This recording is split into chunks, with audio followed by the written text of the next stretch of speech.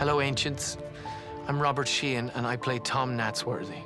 Mortal Engines is an imaginative world filled with larger-than-life characters, none quite so big as London.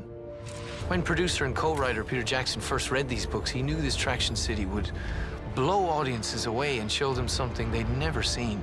London has scale, it has history, and it rolls across the great hunting ground like a mountain on the move. But how did this behemoth come to life? Well, I'm happy to be your guide on this epic journey into the beating heart of Mortal Engine's greatest Traction City. Welcome to London.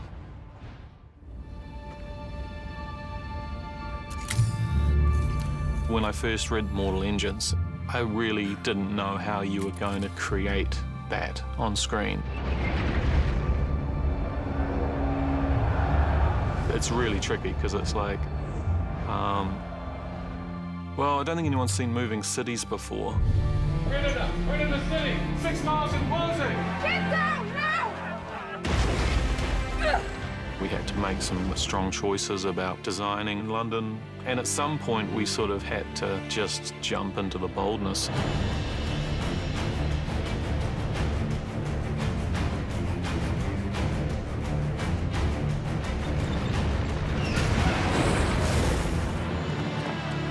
It was difficult to find a design for London that felt right. We did a big design period back in 2007, 2008, and then we did another big design period in this last few years. There's probably a good 200 drawings of what London might look like. All of them are based on Philip's book. It was just an exploratory process. This is a future where we've had to reinterpret it looking back, but it can't feel like we've just bodged together bits and pieces.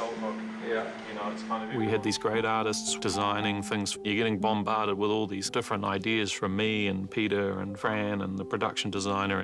We kept searching and searching for what felt right. The shape, the silhouette, the detail. We've been driven by the source material in the book and thinking of things in a practical sense rather than letting them be driven by an aesthetic quality. The tough thing about designing anything that's this futuristic is what icons do you honour?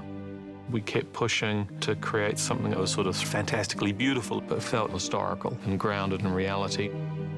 Christian thought this idea of London as a giant lion modelled on the Trafalgar lions. It's evolved to actually breaking those lions down and having them as sentinels either side. The design philosophy with this is that the city will really have a look and feel of a living being. We have an intimate connection with vehicles on the ground, how they move, and we have an intimate connection with cities, and making a city on wheels moving poses lots of creative challenges. Pete hired Marco Spatoni, and Marco came out to New Zealand and brought a team of guys with him, and they started working on previs for the film. I've been working on previs starting from 2008. We needed to do quite a bit of testing to understand how we would have visualized this. When we picked up Mortal Engines to get it back on track again, we were able to look at the previs and you could see what was really working fantastically well and some of the physicality of the cities and the size. London is a fine balance between raw movement and fine movements of building down to the little rattling of small features. It was a big technological feat in animation. This is something that we couldn't even imagine doing a couple of decades ago. We got something going about 300 to 400 kilometers an hour. London can reach that speed as well.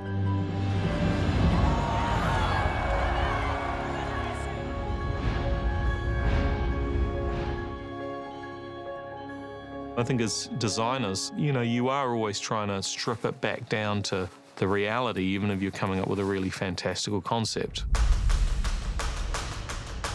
Ultimately, any world that you're creating, it's only as good as the people that are making it.